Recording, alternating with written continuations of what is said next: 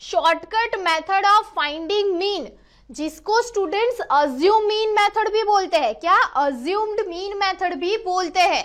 तो देखो उसका यूज करके कैलकुलेशन कैसे करना है वो फॉर्मूला मैं आपको बता देती हूँ। देखो ये चैप्टर में कुछ ज्यादा ही फॉर्मूला आने वाले हैं और कैलकुलेशन भी बहुत सारी है, तो कैलकुलेशन पे भी ध्यान देना है और फॉर्मूला भी याद रखने हैं। ओके, वैसे तो इतने डिफिकल्ट नहीं है, हम प्रैक्टिस करेंगे तो लिख ही पाएंगे।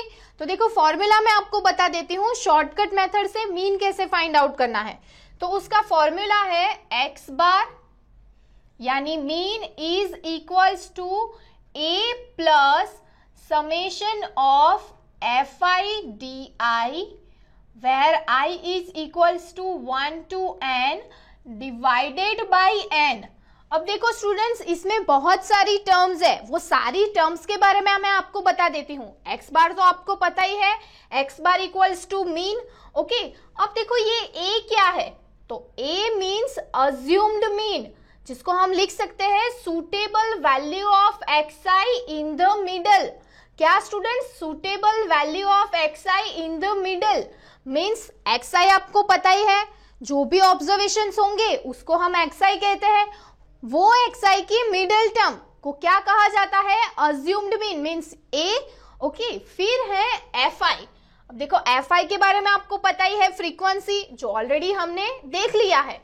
फिर है di। अब di कैसे मिलेगा? तो di मिलेगा, di मीन्स डेविएशन। क्या? डेविएशन।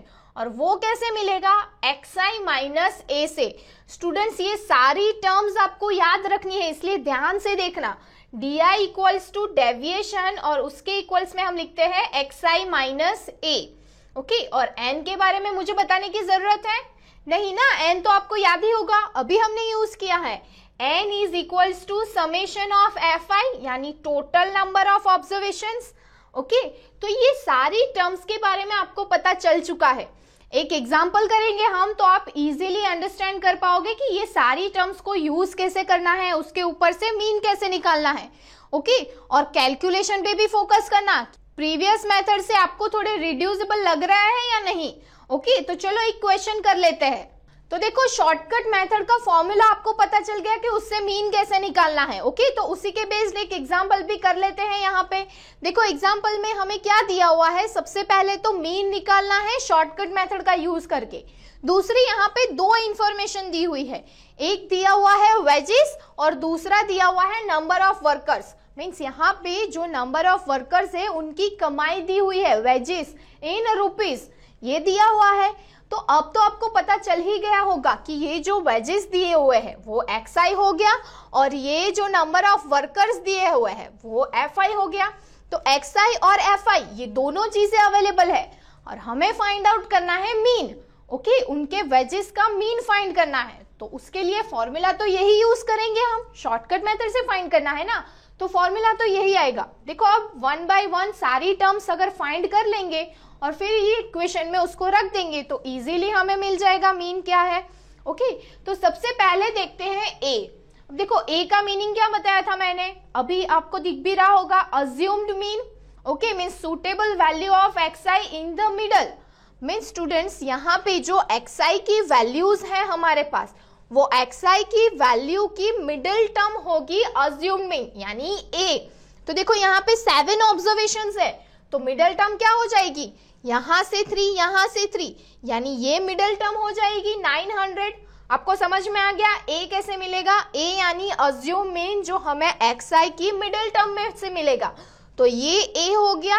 ओके, वैसे ही स्टूडेंट्स अब आपको क्वेश्चन आ रहा होगा कि ये तो ऑड टर्म है, बट अगर इवन टर्म्स होती तो मीन 6 ऑब्जर्वेशंस होते तो क्या करते?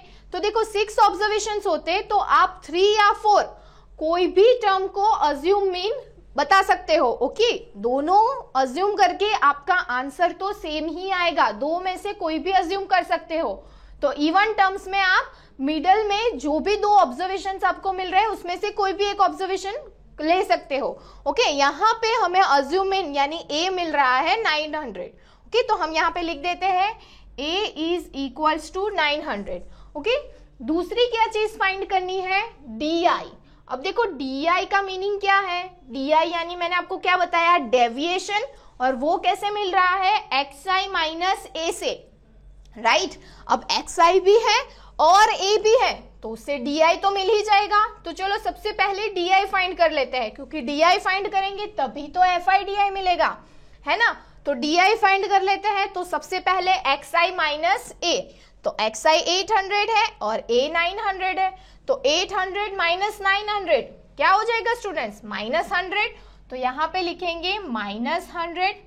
वैसे ही स्टूडेंट्स अब 820 माइनस 900 तो कितने होंगे, माइनस 80। वैसे ही ये सभी डेटा के लिए हमें xi माइनस a लिखने हैं, तो चलो लिख देते हैं।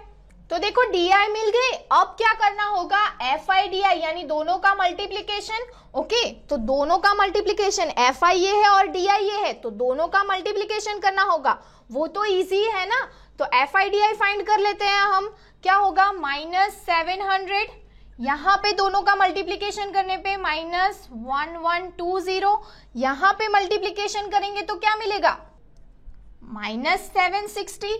वैसे ही स्टूडेंट्स ये सभी, ये दोनों जो कॉलम है उसमें सभी डेटा का मल्टीप्लीकेशन करना है, तो चलो पहले वो कर लेते हैं। तो देखो स्टूडेंट्स ये fi di मिल गया, पर हमें तो यहाँ पे क्या फाइंड करना है, उसका समेशन, मीन्स ये सारी टर्म्स का समेशन भी तो फाइंड करना है, यानी एडिशन फाइंड करना है। तो देखो एडिशन करते टाइम आप ध्यान रखना, ये 3 डेटा माइनस में है और ये 3 डेटा प्लस में है, तो इसका एडिशन करते टाइम आप ध्यान रखना, हमें यहाँ पे जो आंसर मिल रहा है यानी समेशन ऑफ fi di जो मिल रहा है वो है माइनस 880। तो ये मिल गया, यानी स्टूडेंट्स अब a भी मिल गया, समेशन ऑफ fi di भी मिल गया। अब क्या फाइंड करना है, n, और n क्या है, समेशन ऑफ fi। तो fi तो है ही, इसका सिर्फ समेशन करना है। तो देखो इसका समेशन करने पे हमें n की वैल्यू मिलेगी 100। तो स्टूडेंट्स अब हमारे पास सारे डेटाज अवेलेबल है, हमने सारे डेटा फाइंड कर लिए, तो सिर्फ उसको इक्वेशन में रखना है। तो सबसे पहले इक्वेशन ही लिख देते हैं। तो देखो स्टूडेंट्स अब सब वैल्यू सब्स्टिट्यूट करते हैं। तो सबसे पहले a की वैल्यू कितनी है, 900, तो वो वैल्यू सब्स्टिट्यूट कर देते हैं, प्लस यहाँ पे समेशन ऑफ fi di कितना मिल रहा है स्टूडेंट्स, माइनस 880। तो यहाँ पे हम ब्रैकेट में लिखेंगे माइनस 880 डिवाइडेड बाई n, क्या आ रहा है, 100। अब स्टूडेंट्स इसको सिंप्लीफाई तो आप कर ही सकते हो, तो इसको सिंप्लीफाई कर लेते हैं, 900 माइनस 8.80 और इसको सॉल्व करने पे आंसर आएगा 891.2। तो ये क्या मिल गया स्टूडेंट्स, ये मीन मिल गया, हमें जो फाइंड करना था, राइट, मीन ही फाइंड करना था, तो मीन मिल गया। तो अब आपको समझ में आ गया कि शॉर्टकट मेथड का यूज करके मीन कैसे निकालना है। ओके, यही फॉर्मूला यूज करना है, बट ये फॉर्मूला आपको याद रखना होगा, उसकी सारी टर्म्स भी आपको याद रखनी पड़ेगी। ओके, तो स्टूडेंट्स अगर ड्रोन स्टडी के ये वीडियोस आपको अच्छे लग रहे हैं तो आप प्लीज इनको लाइक करें, सब्सक्राइब करें, कमेंट्स लिखें, स्टूडेंट्स अपने थॉट्स बताएं, हमारे साथ शेयर करें कि आप और क्या चाहते हैं। और इतना ही नहीं स्टूडेंट्स, सबसे इंपॉर्टेंट नीचे शेयर बटन पे क्लिक करें और अपने दोस्तों के साथ इन वीडियोस को व्हाट्सएप और फेसबुक पे शेयर करें स्टूडेंट्स, ताकि वो भी इन वीडियोस का फायदा उठा सकें स्टूडेंट्स, राइट।